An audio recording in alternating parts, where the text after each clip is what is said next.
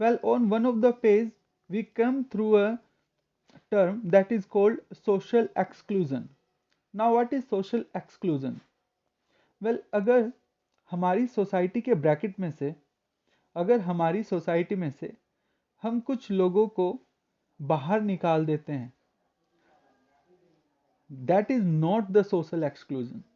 यहाँ पे हमें सोसाइटी से इन लोगों को बाहर नहीं निकालना है। यहाँ पे सोशल एक्सक्लूजन का मतलब ये है कि वो facility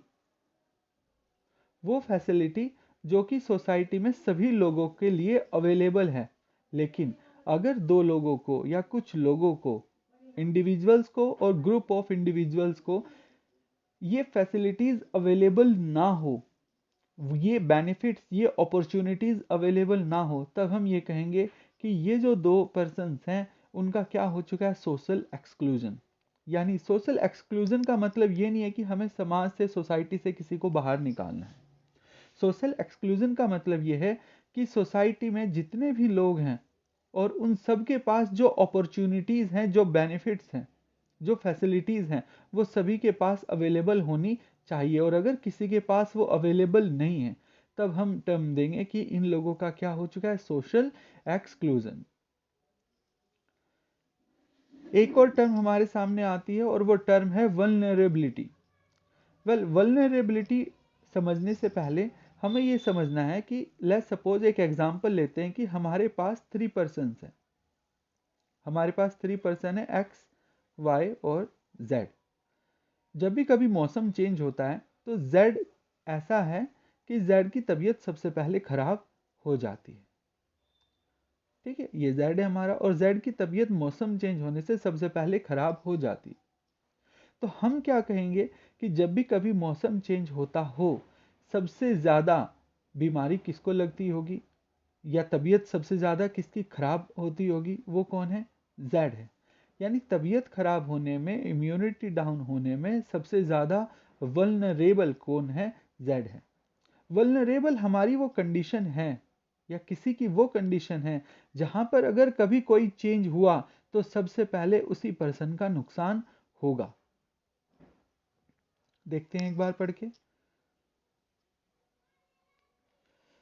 Vulnerability to poverty is a measure which describes the greater probability of certain communities or individual of becoming or remaining poor in the coming year। जैसे हमने अपने एग्जाम्पल में बीमारी की बात करी, यहाँ पर सर्दी जुकाम की बात नहीं है, यहाँ पर बात हमें किसकी करनी है, पॉवर्टी की बात करनी है।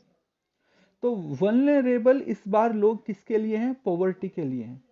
अगर कभी कोई चेंजेस होते हैं तो ये वल्नरेबल लोग वो होते हैं जिनके चांसेस सबसे ज़्यादा होते हैं कि उनके पास सबसे पहले क्या आएगी, पॉवर्टी आएगी।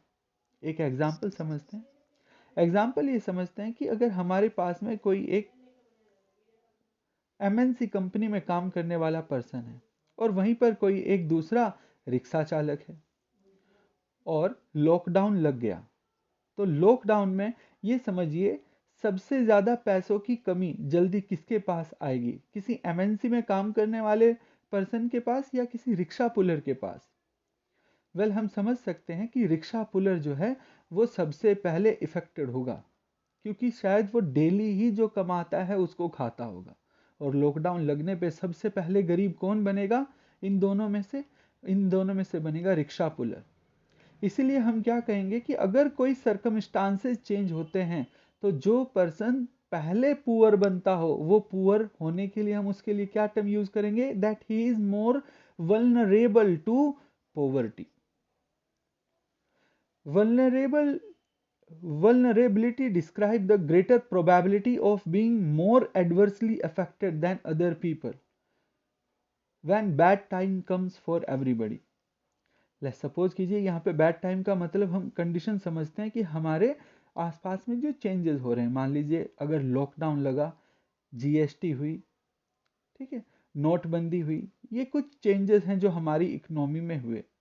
तो दूसरों से वो लोग जो जिनकी प्रोबेबिलिटी ज़्यादा हो कि वो ज़्यादा पुअर हो जाएंगे या जल्दी पुअर हो जाएंगे, या जो एडवर्सली अफेक्टेड होंगे, जो ज़्यादा नेगेटिवली अफेक्टेड होंगे, उनको हम क्या कहेंगे, वल्नरेबल।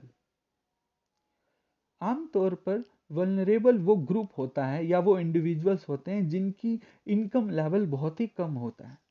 हमारे आसपास में शेड्यूल कास्ट और शेड्यूल ट्राइब वो ग्रुप है, और बुक में दिया हुआ एग्जाम्पल है कि ये वो ग्रुप है जो कि अगर कोई चेंजेस हुए, इनका इनकम लेवल क्योंकि कम है तो ये सबसे पहले किसी चेंज से इफेक्टेड होंगे और पोवर्टी के लिए ज़्यादा इनकी प्रोबेबिलिटी होगी।